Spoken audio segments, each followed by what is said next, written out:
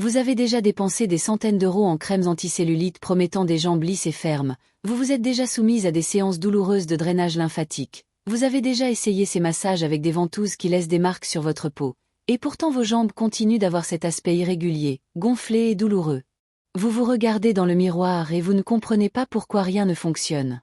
Pourquoi d'autres femmes obtiennent des résultats et pas vous?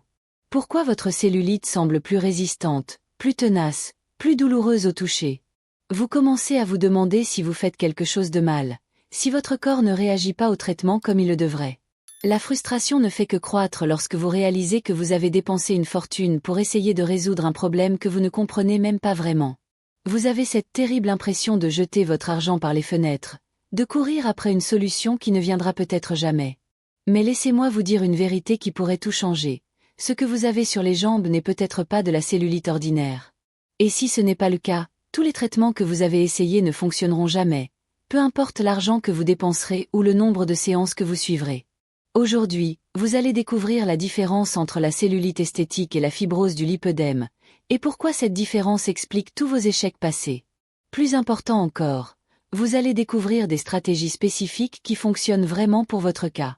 Si vous êtes arrivé jusqu'ici, c'est parce que vous êtes épuisé d'investir dans des traitements qui ne fonctionnent pas et que vous avez besoin de réponses concrètes. Cette chaîne a été créée spécialement pour les femmes qui vivent avec le lipœdème et qui ont besoin d'informations honnêtes, sans fioritures et sans fausses promesses. Vous trouverez ici la science qui explique vos symptômes et des solutions pratiques qui font vraiment la différence. Abonnez-vous et activez la cloche, car chaque vidéo peut vous apporter les connaissances dont vous avez besoin pour enfin comprendre votre corps et savoir comment en prendre soin correctement. Aujourd'hui, vous allez découvrir les 8 raisons scientifiques pour lesquelles vos traitements anticellulite ne fonctionnent pas, et ce qu'il faut faire pour obtenir de vrais résultats. Je vais vous montrer les dernières découvertes de 2023 qui expliquent pourquoi la fibrose du lipœdème est complètement différente de la cellulite ordinaire. Et à la fin, vous découvrirez la stratégie la plus efficace selon des études internationales pour réduire l'aspect irrégulier de la peau dans les cas de lipœdème. Avant de continuer, dites-moi dans les commentaires, depuis combien de temps essayez-vous de lutter contre cette cellulite sans succès? Écrivez ici combien de traitements différents vous avez déjà essayé. Je lis et réponds à tous les commentaires.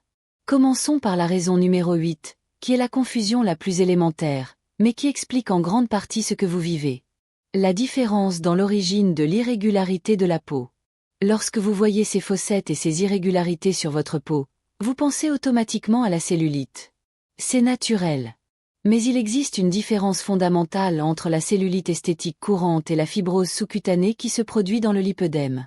La cellulite courante est principalement causée par des problèmes hormonaux, génétiques et structurels des septa fibreux qui relient la peau aux muscles.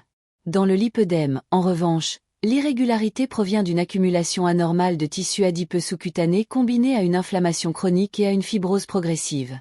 Cela signifie que les cellules graisseuses se développent de manière désorganisée, compriment les vaisseaux lymphatiques et sanguins et créent une texture complètement différente sur la peau. Les cellules adipeuses du lipœdème peuvent être jusqu'à 5 fois plus grosses que la normale et se regroupent en lobes irréguliers qui poussent contre le derme, créant cette texture nodulaire caractéristique.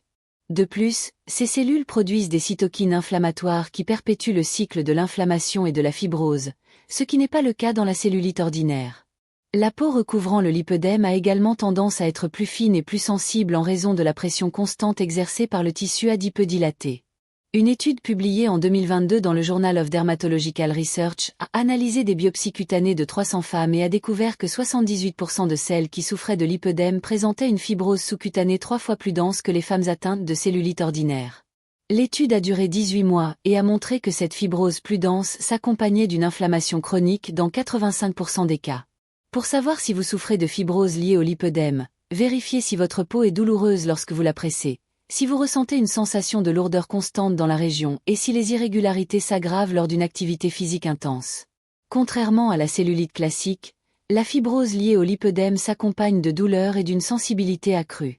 Reconnaître cette différence est la première étape pour comprendre pourquoi les traitements traditionnels ne fonctionnent pas dans votre cas. La raison numéro 7 est la résistance des nodules fibrotiques aux traitements conventionnels. Vous avez peut-être déjà remarqué que votre cellulite est plus ferme, plus dure au toucher, et parfois même douloureuse lorsque vous la pressez. Cela s'explique par le fait que dans le lipœdème, les nodules ne sont pas seulement des accumulations de graisse superficielle comme dans la cellulite ordinaire. Il s'agit de formations fibrotiques denses qui entourent des cellules adipeuses hypertrophiées et compriment les vaisseaux lymphatiques. Ces nodules sont jusqu'à 5 fois plus résistants que ceux de la cellulite esthétique courante. Les crèmes topiques ne parviennent tout simplement pas à pénétrer cette barrière dense pour atteindre les tissus problématiques. Les massages superficiels ne génèrent pas non plus une pression suffisante pour briser ces formations fibrotiques. Les nodules du lipœdème contiennent une matrice extracellulaire riche en collagène de type Ie3, organisée de manière irrégulière et entrelacée de fibres élastiques épaissies. Cette structure crée un réseau tridimensionnel extrêmement résistant qui agit comme une armure naturelle, protégeant le tissu adipeux altéré mais empêchant également son remodelage. De plus, la vascularisation à l'intérieur de ces nodules est réduite, ce qui limite l'apport en nutriments et en oxygène nécessaire au processus de renouvellement tissulaire. La pression exercée par les nodules comprime également les vaisseaux lymphatiques adjacents, créant un environnement à faible pH qui favorise encore plus la fibrose. Une étude réalisée en 2023 par la Mayo Clinic auprès de 450 patients a montré que les nodules fibrotiques du lipœdème ont une densité 4,8 fois supérieure à celle de la cellulite commune, mesurée par ultrasons. L'étude a suivi les participantes pendant 12 mois en testant différents traitements topiques. Seulement 12% des femmes atteintes de lipœdème ont constaté une amélioration avec des crèmes anticellulites, contre 67% des femmes atteintes de cellulite ordinaire. Pour commencer à ramollir ces nodules, vous devez exercer une pression constante et ciblée. Utilisez une balle de tennis pour vous masser fermement pendant 3 à 5 minutes sur les zones les plus denses, toujours en direction du cœur. Faites cela quotidiennement après une douche tiède, lorsque la peau est plus souple. Cette pression aide à briser progressivement les adhérences fibrotiques qui rendent les nodules si résistants. La raison numéro 6 est l'altération du système lymphatique qui rend le drainage inefficace. Lorsque vous effectuez un drainage lymphatique, vous vous attendez à ce que le gonflement diminue et que votre peau soit plus lisse. Mais dans le cas du lipœdème, c'est le système lymphatique lui-même qui est altéré. Les vaisseaux lymphatiques sont comprimés par le tissu adipeux hypertrophié et les nodules fibrotiques, créant un cercle vicieux où le liquide ne peut pas être drainé correctement. C'est comme essayer de vider une piscine dont le drain est bouché. Même si vous effectuez des mouvements de drainage, si les vaisseaux sont obstrués, le liquide s'accumule à nouveau rapidement. De plus, dans le lipœdème, il y a une production excessive de liquide interstitiel due à une inflammation chronique, ce qui surcharge encore plus un système déjà compromis. Les capillaires lymphatiques initiaux, qui sont responsables de la collecte primaire du liquide interstitiel, perdent leur capacité d'ancrage dans le derme en raison de la distorsion causée par le tissu adipeux élargi. Les valves lymphatiques peuvent également devenir inefficaces sous une pression excessive, permettant le reflux du liquide drainé. La composition même du liquide interstitiel dans le lipœdème est différente, étant plus riche en protéines et en médiateurs inflammatoires, ce qui rend son drainage plus difficile et plus lent. Des études montrent que la concentration de protéines dans l'édème du lipœdème peut être jusqu'à 3 fois plus élevée que dans l'édème ordinaire, créant une pression oncotique plus importante qui tire davantage de liquide vers les tissus. Des chercheurs de l'Université de Bonn ont publié en 2023 une étude dans l'European Journal of Lymphology dans laquelle ils ont suivi 380 femmes atteintes de lipœdème pendant 15 mois. À l'aide d'une lymphoscintigraphie, ils ont découvert que 72% d'entre elles présentaient un flux lymphatique réduit d'au moins 40% par rapport à la normale. Même après 10 séances de drainage lymphatique professionnel, seuls 23% ont conservé une certaine réduction de l'édème pendant plus de 48 heures. Pour améliorer le fonctionnement lymphatique, combinez des mouvements de drainage avec une élévation des jambes pendant 15 à 20 minutes, 3 fois par jour. Allongez-vous et appuyez vos jambes contre le mur en formant un angle de 90 degrés. Cela utilise la gravité pour faciliter le retour lymphatique compromis. Un système lymphatique qui fonctionne mieux signifie moins d'accumulation de liquide, et par conséquent, moins d'irrégularité à la surface de la peau. La raison numéro 5 est l'inflammation chronique qui sabote tout progrès. Contrairement à la cellulite ordinaire, le lipœdème s'accompagne toujours d'un état inflammatoire constant qui empêche les traitements superficiels d'avoir un effet durable.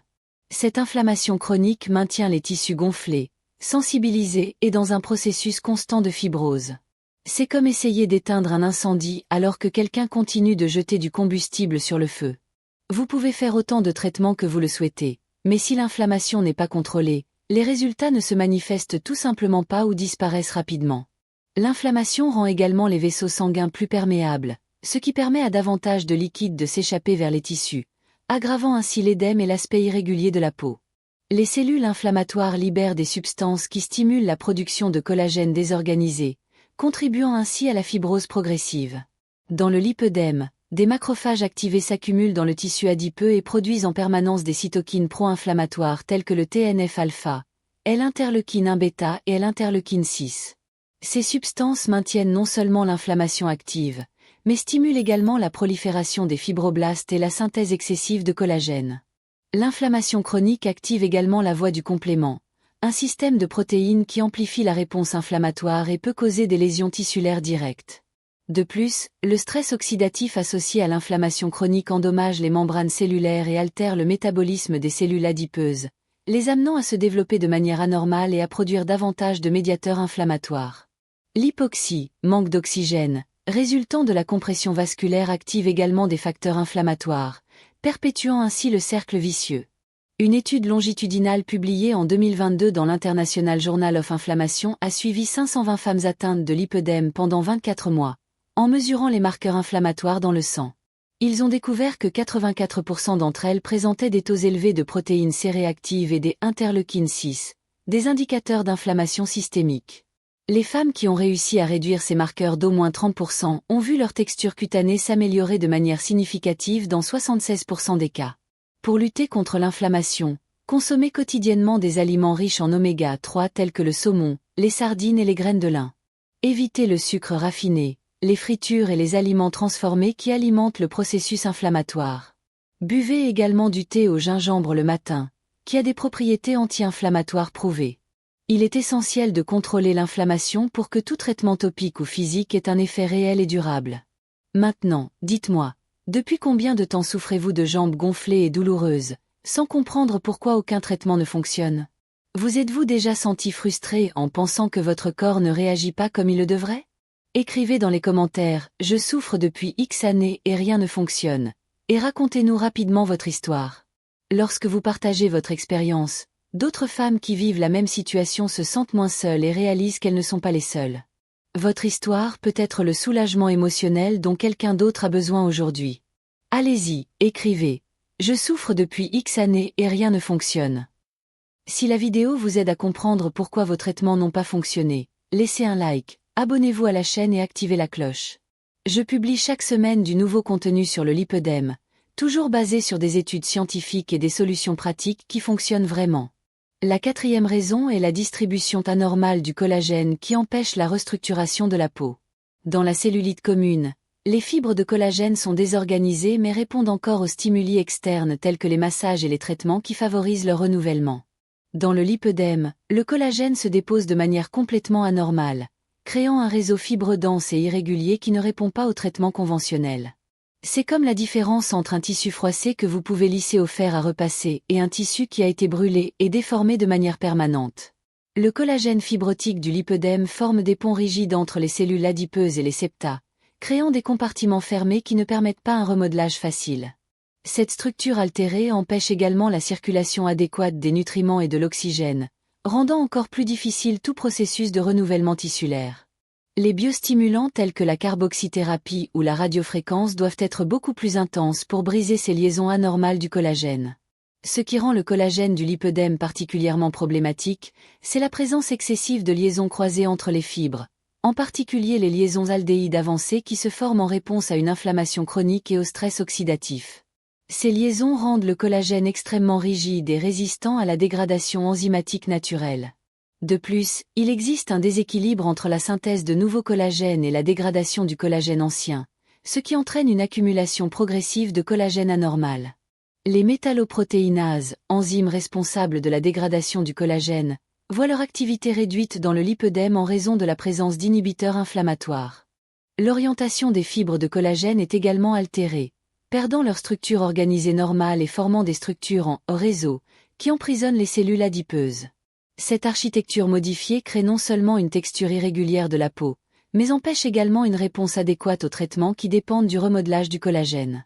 Des chercheurs italiens ont publié en 2023 dans la revue Connective Tissue Research une étude révolutionnaire dans laquelle ils ont analysé la structure du collagène dans 290 biopsies de femmes atteintes de lipœdème. Ils ont découvert que le collagène de type I était augmenté de 340% et organisé en motifs irréguliers dans 91% des échantillons. Lorsqu'ils ont stimulé la production de nouveaux collagènes à l'aide de biostimulants, 68% des patientes ont constaté une amélioration de la texture de leur peau en 6 mois. Pour stimuler le renouvellement du collagène à la maison, effectuez un gommage à sec avec une brosse à poils naturelle avant la douche, toujours dans le sens du cœur. Cela élimine les cellules mortes et stimule la microcirculation. Utilisez également de la vitamine C topique le matin, qui est essentielle à la synthèse d'un collagène sain. Une structure de collagène plus organisée signifie une peau plus uniforme et moins d'irrégularités visibles. La troisième raison est le changement hormonal qui perpétue le problème indépendamment du traitement externe. Le lipœdème a une forte composante hormonale, particulièrement liée à l'estrogène, qui influence à la fois la croissance des cellules adipeuses et la rétention d'eau. À certaines phases du cycle menstruel, pendant la grossesse ou la ménopause, les hormones peuvent aggraver considérablement la situation, rendant tout traitement externe temporaire ou inefficace.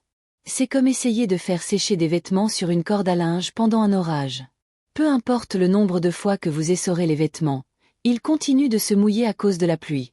Dans le lipœdème, les hormones sont cette pluie constante qui maintient les tissus enflammés, retenant les liquides et produisant davantage de fibrose. L'estrogène stimule des récepteurs spécifiques dans les cellules adipeuses des jambes, les faisant grossir de manière disproportionnée et produire des substances inflammatoires. Ce cycle hormonal explique pourquoi de nombreuses femmes constatent une aggravation des symptômes pendant le syndrome prémenstruel ou pendant la grossesse. Dans le lipœdème, il existe une hypersensibilité aux estrogènes, ou même des niveaux normaux de cette hormone peuvent provoquer des réactions exagérées. Les cellules adipeuses touchées expriment davantage de récepteurs alpha des estrogènes, devenant ainsi hypersensibles aux fluctuations hormonales. De plus, l'enzyme aromatase, qui convertit les androgènes en estrogènes, est présente en plus grande quantité dans le tissu adipeux du lipœdème, ce qui entraîne une production locale excessive d'estrogènes. Cela explique pourquoi le problème a tendance à s'aggraver même lorsque les taux d'hormones circulantes sont normaux. La progestérone, qui équilibre normalement les effets de l'estrogène, peut voir son action réduite en raison de la présence de récepteurs altérés ou d'une production accrue d'enzymes qui la métabolisent rapidement. Pendant la ménopause, bien que les taux d'estrogène diminuent, la sensibilité des tissus peut être tellement altérée que même de petites quantités de cette hormone provoquent encore des symptômes. La résistance à l'insuline, courante dans le lipœdème, est également liée aux hormones sexuelles et peut aggraver la rétention d'eau et l'inflammation. Une étude prospective allemande de 2023 publiée dans le Journal of Hormonal Disorder a suivi 420 femmes atteintes de lipœdème pendant 18 mois, en corrélant les fluctuations hormonales avec les symptômes. Elle a révélé que 76% d'entre elles présentaient une aggravation significative de l'édème et de la douleur pendant la phase lutéale du cycle, et 82% ont signalé une progression des symptômes pendant la grossesse. Les femmes ayant suivi un traitement hormonal bioidentique ont vu leurs symptômes se stabiliser dans 64% des cas. Pour minimiser l'impact hormonal, évitez les xénoestrogènes présents dans les plastiques, les pesticides et les cosmétiques. Privilégiez les aliments biologiques lorsque cela est possible et utilisez des récipients en verre pour conserver les aliments. Incluez également des aliments riches en phytoestrogènes tels que les graines de lin et le soja biologique, qui aident à équilibrer naturellement les niveaux hormonaux. L'équilibre hormonal est essentiel, car sans lui, toute amélioration obtenue grâce à des traitements externes sera temporaire et limitée. La deuxième raison est la génétique, qui détermine la façon dont votre corps réagit au traitement. Certaines femmes ont une prédisposition génétique à développer une fibrose plus agressive, une inflammation plus intense et une fonction lymphatique moins efficace. Cela signifie que même en suivant exactement les mêmes traitements qui ont fonctionné pour d'autres personnes, vos résultats peuvent être complètement différents. C'est frustrant, mais c'est la réalité. Il existe des variations génétiques qui affectent la production de collagène, la sensibilité à l'inflammation et l'efficacité du système lymphatique. Certaines femmes héritent de gènes qui rendent leurs cellules adipeuses plus sensibles aux hormones, qui se développent plus rapidement et produisent davantage de substances inflammatoires. D'autres présentent des variations qui affectent la synthèse du collagène, le rendant plus sujet à la fibrose. Connaître son profil génétique aide à comprendre pourquoi certains traitements ne fonctionnent pas et oriente vers des thérapies plus spécifiques et plus efficaces. La médecine personnalisée commence à prendre en compte ces facteurs pour créer des protocoles individualisés. Les variations génétiques les plus importantes dans le lipœdème concernent les gènes qui contrôlent le métabolisme des adipocytes, la fonction endothéliale et la réponse inflammatoire. Les polymorphismes du gène FTO, gène associé à la masse graisseuse et à l'obésité, peuvent affecter la façon dont les cellules adipeuses réagissent aux stimuli hormonaux et nutritionnels. Les variations du gène VEGF, facteur de croissance endothéliale vasculaire, influencent la formation de nouveaux vaisseaux sanguins et lymphatiques, affectant le drainage et l'oxygénation des tissus. Des mutations des gènes des interleukines, en particulier IL-1B et IL-6, peuvent entraîner une réponse inflammatoire exagérée et persistante. Le gène COL1A1, responsable de la synthèse du collagène de type I, peut présenter des variations qui entraînent la production de collagène anormale ou en quantité excessive. En outre, des polymorphismes dans les gènes codant pour les récepteurs des estrogènes, ESR1 et ESR2, peuvent expliquer pourquoi certaines femmes sont plus sensibles aux fluctuations hormonales. L'expression de gènes liés à la fonction lymphatique, tels que VEGF-C et FOXC2, peut également être altérée, contribuant à une altération du drainage lymphatique. Des études montrent que les femmes atteintes de lipœdème présentent une fréquence plus élevée de certaines variations génétiques par rapport à la population générale, ce qui suggère une forte base héréditaire pour cette affection. Des scientifiques néerlandais ont publié en 2023 dans la revue Génétique Médecine une étude révolutionnaire dans laquelle ils ont analysé l'ADN de 675 femmes atteintes de lipœdème. Ils ont identifié 12 variations génétiques associées à la gravité de la maladie. Les femmes présentant au moins 3 de ces variations avaient 85% de fibrose en plus et une réponse 60% moins bonne aux traitements conventionnels. Lorsque les traitements ont été personnalisés en fonction du profil génétique, le taux de réussite est passé de 34% à 71%. Bien que les tests génétiques spécifiques au lipœdème ne soient pas encore largement disponibles, vous pouvez observer votre famille. Si votre mère, votre grand-mère ou vos sœurs ont des problèmes similaires au niveau des jambes, cela indique une forte prédisposition génétique. Dans ces cas, des traitements plus agressifs et combinés ont tendance à être plus efficaces que des approches isolées. Comprendre votre génétique vous aide à avoir des attentes réalistes et à choisir des stratégies plus efficaces dès le départ. Et nous arrivons maintenant à la raison numéro 1, la plus importante de toutes, qui peut expliquer pourquoi vous avez l'impression de lutter contre quelque chose d'invisible et d'imbattable. L'erreur de diagnostic qui conduit à un traitement inadapté dès le départ. La grande majorité des femmes atteintes de lipœdème n'ont jamais reçu le bon diagnostic. Les médecins, les esthéticiennes et même les dermatologues confondent souvent le lipœdème avec l'obésité, la cellulite ordinaire ou le lymphœdème simple. Cette confusion diagnostique est dévastatrice, car chaque affection nécessite des approches complètement différentes. C'est comme essayer d'ouvrir une serrure avec la mauvaise clé. Peu importe les efforts que vous déployez, cela ne fonctionnera jamais. Lorsque vous ne savez pas que vous souffrez de lipœdème, vous finissez par investir du temps, de l'argent et de l'énergie émotionnelle dans des traitements qui ne pourraient jamais fonctionner pour votre condition spécifique. Vous vous sentez frustré, vous vous blâmez, vous pensez que votre corps est problématique, alors qu'en réalité, vous utilisez simplement les mauvais outils. Le lipœdème présente des caractéristiques très spécifiques. Une répartition symétrique de la graisse dans les jambes et parfois les bras, une douleur à la palpation, une tendance familiale, une aggravation avec les changements hormonaux et une peau qui peut avoir un aspect peau d'orange, mais qui s'accompagne d'un poids, d'un gonflement et d'une sensibilité. Ces caractéristiques le distinguent clairement de la cellulite ordinaire, mais peu de professionnels savent les identifier. Le diagnostic erroné est dû au fait que le lipœdème est une affection relativement nouvelle en médecine. Il n'a été décrit pour la première fois qu'en 1940 et n'a commencé à recevoir une attention adéquate que récemment. De nombreux médecins n'ont pas étudié le lipœdème à l'université et confondent ces symptômes avec ceux d'autres affections plus connues. L'absence de tests de laboratoire spécifiques au lipœdème contribue également à la difficulté du diagnostic, qui est essentiellement clinique, basé sur l'observation de signes et de symptômes caractéristiques.